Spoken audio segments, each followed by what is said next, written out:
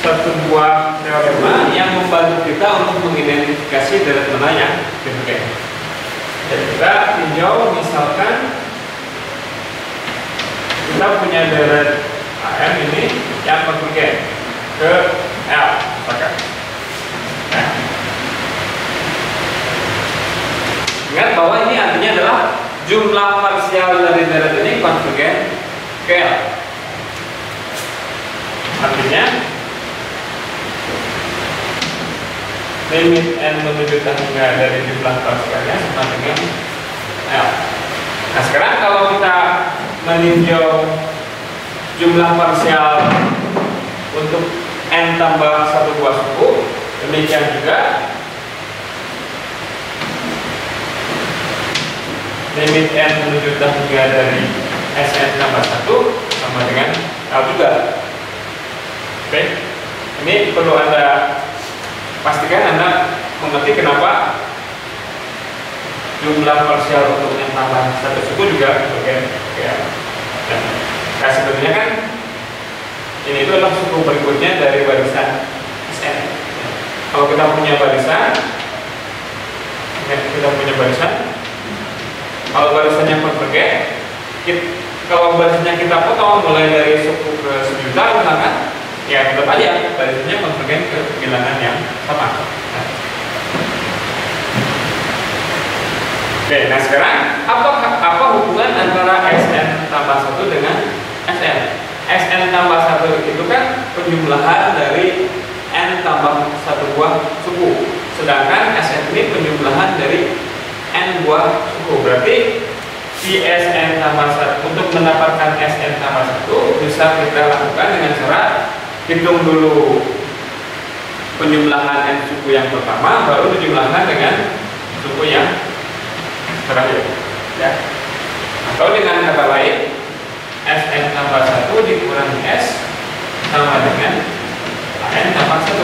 Nah sekarang kalau kita ambil limit dari persamaan ini, karena Sn tambah 1 dan Sn keduanya konvergen ke L, maka ketika diambil limitnya yang sebelah kiri akan sama dengan 0. Jadi 0 sama dengan limit n menuju tangga dari An tambah 1. Ya. Jadi dari sini kita simpulkan bahwa jika kita punya suatu deret yang konvergen, maka suku-sukunya konvergen ke 0. Ya.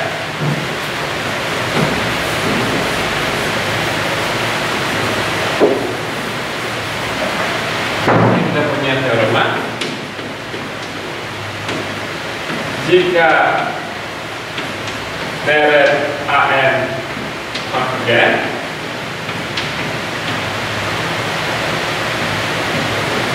maka limit n menuju tangga dari An sama dengan 0. Kenapa An? Kata Anda, tadi kan di sini hasilnya adalah An tambah 1, tapi baik An tambah 1 maupun An konvergen ke bilangan yang sama kalau barisannya konvergen. Oke, kita harus agak hati-hati mempergunakan hasil ini. Oke, sedikit peringatan, teorema ini tidak mengatakan bahwa jika limit An-nya sama dengan 0 maka deretnya konvergen. Tidak, sama sekali tidak. Ya. Oke. Contoh, tadi kita punya deret harmonik, ya. Jadi kita lihat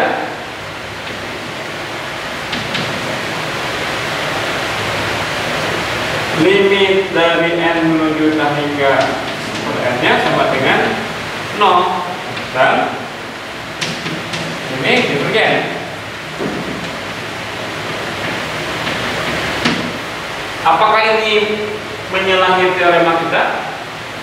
Sama sekali tidak, ya. Karena teorema kita hanya menjanjikan bahwa kalau deretnya konvergen, pastilah limit suku-sukunya itu adalah 0. Sedangkan di sini kita punya deret harmonik, deret yang divergen. Ya kita nggak bisa mengatakan apa-apa tentang limit dari suku-sukunya. Oke? Anda harus memahami perbedaan ini, karena seringkali bertahun-tahun saya mengajar ini selalu saja ada yang salah paham mengenai teorema ini. Oke? Jadi kalau kita punya deret yang konvergen, pasti limitnya sama dengan 0. Ini tidak berarti kalau limitnya sama dengan 0, deretnya jadi konvergen. Ya. Ingat bahwa P mengakibatkan Q itu tidak setara dengan Q mengakibatkan P.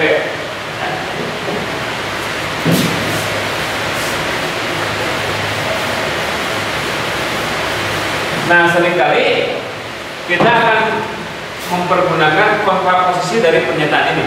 Ingat bahwa P maka Q itu setara dengan apa? Tidak Q maka tidak P. Ya. Jadi ini kalau dibaca kontraposisinya, jika kita punya suatu deret yang suku-sukunya tidak menuju 0, maka deretnya pasti divergen. Ya. Jadi kita tuliskan, jika limit n menuju k hingga dari an tidak sama dengan 0, maka maka deret an divergen. Perhatikan juga bahwa pernyataan limit an tidak 0 ini termasuk di dalamnya adalah ketika limitnya tidak ada atau ketika limitnya tak hingga. Ya. Termasuk ketika limit an tidak ada.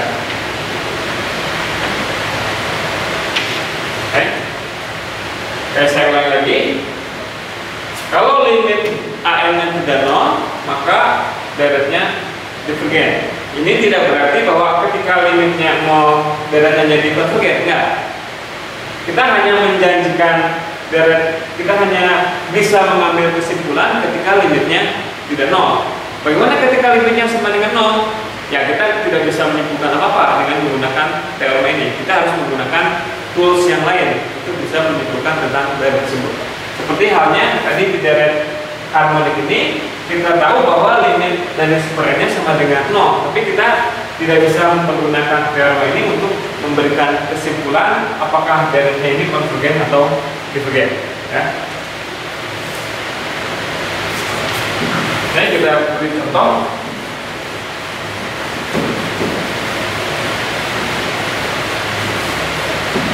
Misalkan periksa konvergenan deret sin n dan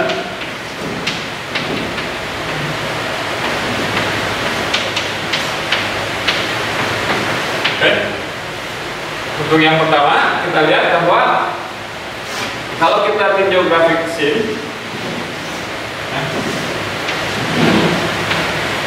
ini dia nilainya selalu fluktuatif. Akibatnya ketika n-nya menuju target, sin n ini tidak menuju bilangan yang manapun juga. Jadi kita katakan limit dari sin n ini tidak ada.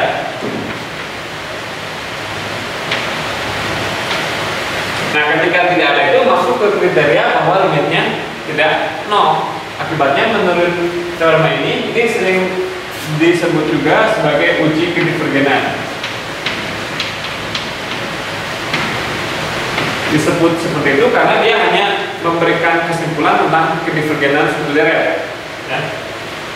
Jadi karena limitnya tidak ada, maka deret dari sin n divergen. Ya.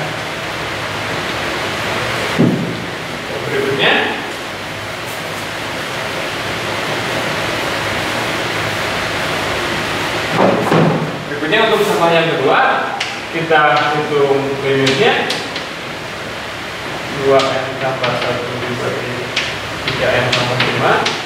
Kalau masing-masing pembilang dan penyebutnya kita bagi dengan n, ini sama dengan limit n ditambahkan dari 2 tambah per n dibagi 3 ditambah 5 per n.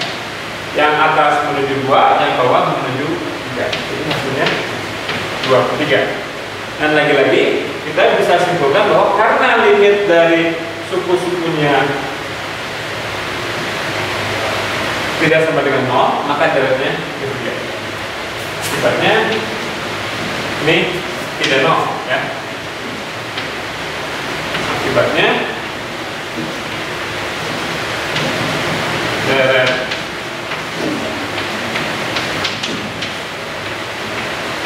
demikian.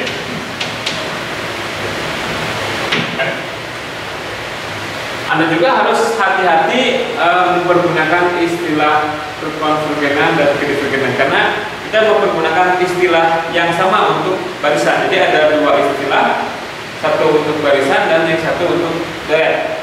Dan sebetulnya definisi kekonvergenan untuk deret juga meminjam definisi kekonvergenan dari barisan, karena kekonvergenan deret itu sama artinya dengan kekonvergenan dari jumlah parsialnya. Ya, jadi Anda jangan keliru. Ini di sini misalkan barisan ini adalah barisan yang konvergen ke 2/3 ya.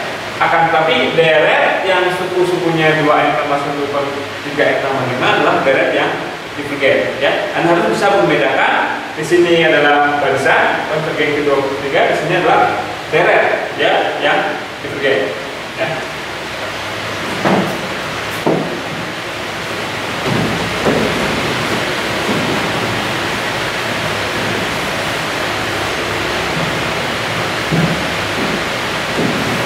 Oke, kita ya suatu contoh di mana kita bisa menentukan kekonvergenan dari suatu deret dengan suatu trik yang disebut penjumlahan teleskopik.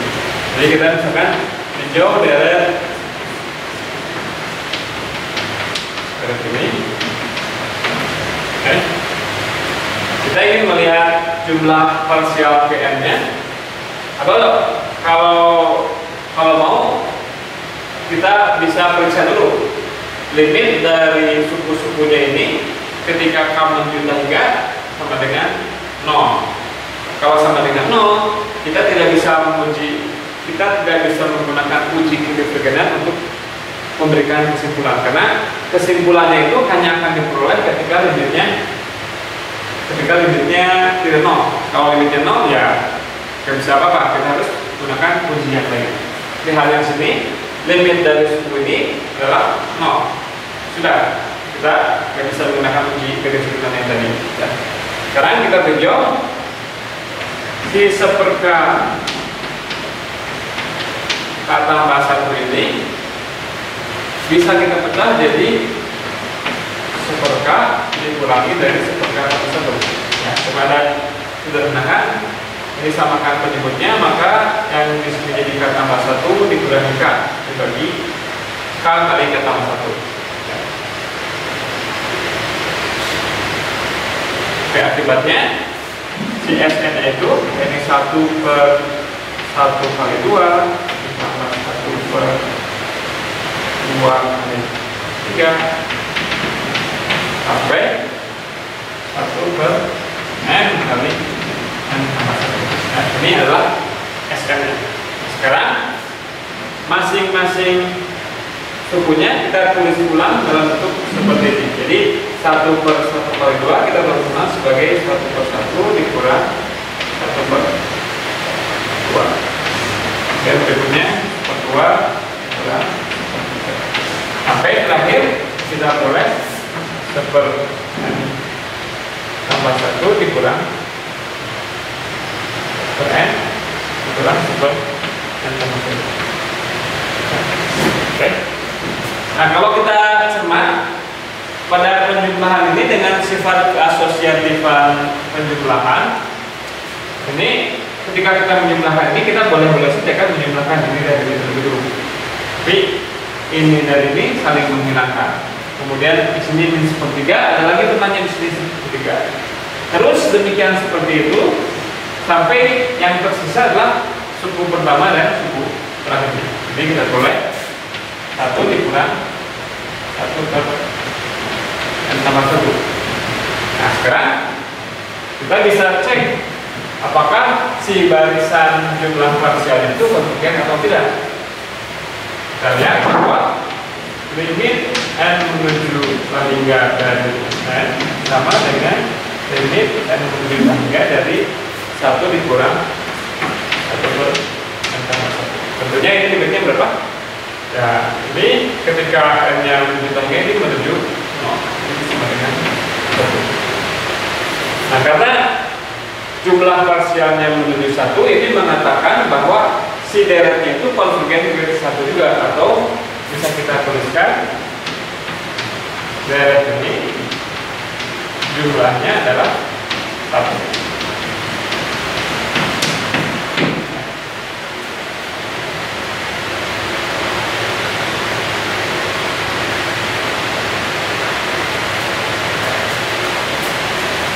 Nah, terakhir mungkin hanya saya ingin menyebutkan saja bahwa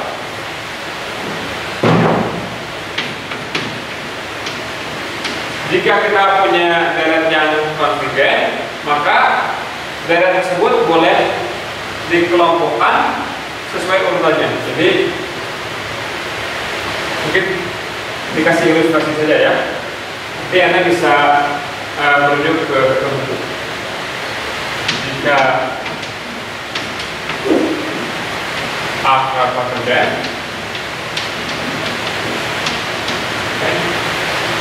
maka penjumlahan ini tidak bergantung kepada bagaimana cara kita mengelompokkan suku-sukunya. Jadi kalau ini hasilnya L, kalau kita kelompokkan dengan cara yang berbeda, misalkan yang ini kita ambil 3 suku, kemudian yang berikutnya 2 suku, kemudian yang seterusnya ini akan menghasilkan hasil yang sama juga. Tapi ini hanya berlaku untuk deret yang konvergen. Nah, tapi ini implikasinya adalah kalau kita mempunyai suatu deret yang ketika dikelompokkan mendapatkan hasil yang berbeda, itu artinya adalah deretnya merupakan deret yang tidak konvergen, deret yang konvergen. Contohnya yang tadi deret. Oke, saya ulangi lagi.